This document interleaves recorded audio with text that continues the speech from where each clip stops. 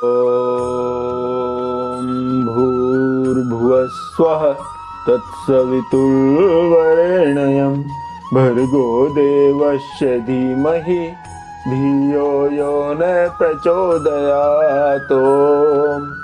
राम नाम ललाम जिसका सर्व मंगल धाम है, प्रथम उस सर्वेश्वर को दास का परिणाम है। लेकर तेरा आसरा चला करण में काज, आज सभा में राखियो हनुमत मेरी लाज। आइए भक्तों, श्री रामायण में प्रवेश करते हुए प्रभु के चरणों में ध्यान लगाते हैं। अयोध्या कांड संपूर्ण होने के बाद तृतीय कांड श्री अरण्य कांड में प्रवेश करते हुए प्रभु के चरणों में ध्यान लगाते हैं। बोले राजा रामचंद्र महाराज की जय। ओम श्री गणेशाय नमः। श्री जानकी वल्लभो विजयते। श्री रामचरितमानस तृतीय सोपान श्री अरण्य कांड।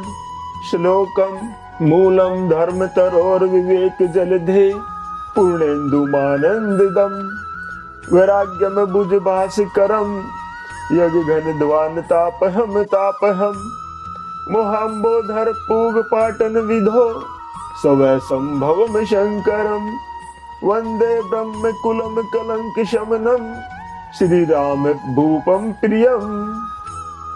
धर्म रूपी वृक्ष के मूल विवेक रूपी समुद्र को आनंद देने वाले, पूर्ण चंद्र वैराग्य रूपी कमल के विकसित करने वाले सूर्य, पाप रूपी घोर अंधकार को निश्चय ही मिटाने वाले, तीनों तापों को हरने वाले, मोह रूपी बादलों के समूह को छिन्न भिन्न करने की विधि में आकाश से उत्पन्न पवन स्वरूप ब्रह्मा जी के वंशज तथा कलंक नाशक महाराज श्री रामचंद्र जी के प्रिय श्री शंकर जी की मैं वंदना करता हूँ। सांद्रानंद पयोदसो भगतनु पीतांबरम सुंदरम पाणो बाण शरासनम कुटिल सत्तु निर्भारम वरम राजीवायत लोचनम धृत जटा जुटेन संशोभितम सीता लक्ष्मण संयुक्तम पतिगतम रामाभिरामम भजे। जिनका शरीर जल युक्त मेघों के समान सुंदर श्याम वर्ण एवं आनंद घन है, जो सुंदर वनकल पीत वस्त्र धारण किए हुए हैं, जिनके हाथों में बाण और धनुष है, उत्तम तर्कस के भार से सुशोभित है, कमल के समान विशाल नेत्र हैं और मस्तक पर जटाजूट धारण किए हुए हैं, उन अत्यंत शोभायमान श्री सीता जी और श्री लक्ष्मण जी सहित मार्ग में चलते हुए आनंद देने वाले श्री रामचंद्र जी को मैं भजता हूँ। भक्तों, महाकवि तुलसीदास जी सोरठा में यहाँ लिखते हैं, उमा राम गुण गुड पंडित मुनि पावहि बिरती पावहि मोह विमूढ़ जे हरि विमुख न धर्म रति। हे पार्वती, श्री राम जी के गुण गूढ़ हैं, पंडित और मुनि उन्हें समझकर वैराग्य प्राप्त करते हैं, परंतु जो भगवान से विमुख है, जिनका धर्म में प्रेम नहीं है, वे महामूढ़ उन्हें सुनकर मोह को प्राप्त होते हैं। पूर्णर भरत प्रीति में गाय मति अनुरूप अनूप सुहाई। अब प्रभु चरित सुनु अति पावन करत जे बन सुर नर मुनि भावन। पूर्ववासियों के और भरत जी के अनुपम और सुंदर प्रेम का मैंने अपनी बुद्धि के अनुसार वर्णन किया है। अब देवता मनुष्य और मुनियों के मन को भाने वाले प्रभु श्री रामचंद्र जी के अत्यंत पवित्र चरित्र सुनो, जिन्हें वे वन में कर रहे हैं। एक बार चुनी कुसुम सुहाय निज कर भूषण राम बनाए। सीत ही पहिराए प्रभु सादर बैठे भट्ट के शिला पर सुंदर।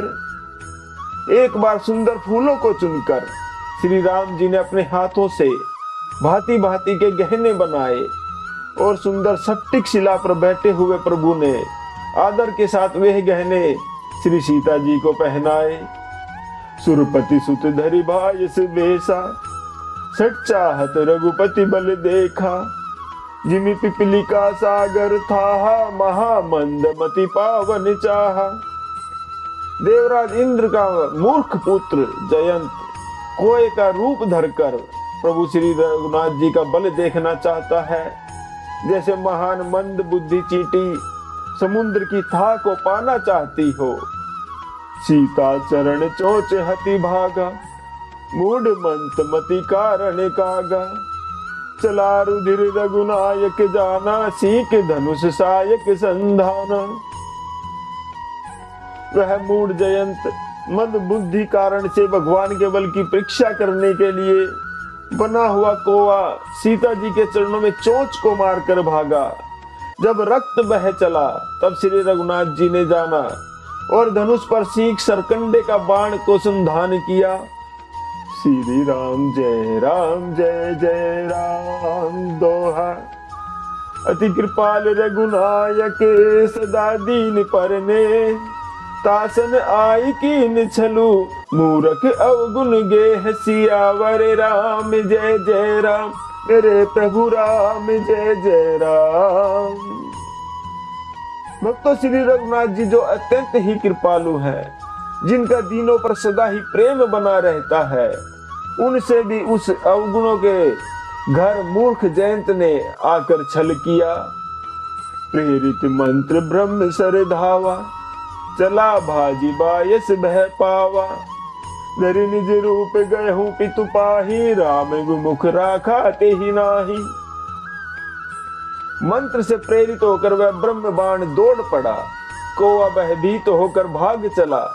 वह अपना असली रूप धरकर अपने पिता इंद्र के पास गया, पर श्री राम जी का विरोधी है ऐसा जानकर इंद्र ने उसको नहीं रखा।